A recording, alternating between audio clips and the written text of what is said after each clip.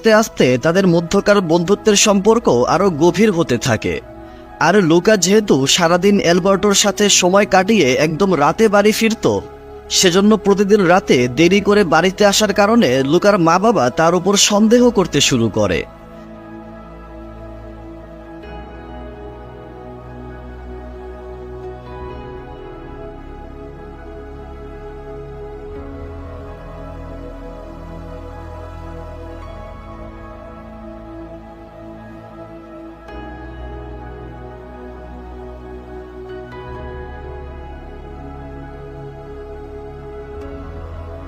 আর এই সন্দেহের কারণেই একদিন লুকা তার মা বাবার কাছে ধরা খেয়ে যায়। তার মা বাবা বুঝে যায় যে লুকা লুকিয়ে লুকিয়ে পৃথিবীতে যায়। তারা লুকাকে বলতে থাকে, পৃথিবীতে যাওয়া আমাদের জন্য একদমই সুরক্ষিত নয়।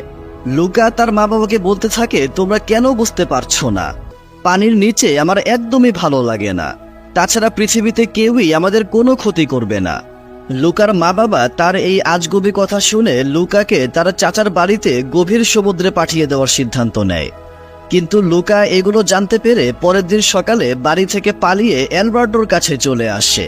অ্যালবার্টো লুকাকে বলে, তুমি একদমই চিন্তা করো না, সবকিছু ঠিক হয়ে যাবে। লুকা বলে, যদি আমরা এখানে লুকিয়ে থাকি তাহলে আমার মা বাবা আমাকে খুব সহজেই খুঁজে পেয়ে যাবে। তখন লুকা জানালা দিয়ে সমুদ্রের পাশে একটা গ্রামকে দেখিয়ে বলে, আমার মা বাবা কখনোই ওই গ্রামে আমাকে খুঁজতে পারবে না। আমার মনে হয় আমাদের ওইখানে বসবাস করলেই সবচেয়ে ভালো হবে। প্রতিদিন আমরা একটা নতুন জায়গায় যাব, কেউই আমাদের কখনোই বাধা দিতে পারবে না। এগুলো বলতে বলতে লুকা তার এবং অ্যালবার্টোর স্কুটারে ঘোড়ার একটা ছবি তার নিজের হাতে এঁকে সেটা অ্যালবার্টোকে দেখায়। তারপর তারা একসাথে পানিতে লাফ দিয়ে ওই দূরের গ্রামে যাওয়ার উদ্দেশ্যে রওনা হয় এবং তারা কোনো মতে ওই গ্রামে পৌঁছেও যায়। কিন্তু গ্রামে যে শুরুর দিকে লুকা মানুষদেরকে দেখে অনেক ভয় পেয়ে যায়, কিন্তু অ্যালবার্টো তাকে সাহস দিয়ে তাকে নিয়ে শহরের মধ্যে ঘোরা শুরু করে দেয়। অনেকক্ষণ ঘোরাঘুরি করার পর লুকা একটা আইসক্রিম খাচ্ছিল। তখন সে সেখানে সামুদ্রিক প্রাণীদেরকে মারার একটা অস্ত্র সহকারে মূর্তি দেখতে পায়। এটা দেখে সে মারাত্মক ভয় পেয়ে বলে, চলো, আমাদেরকে এখনই এখান থেকে যেতে হবে।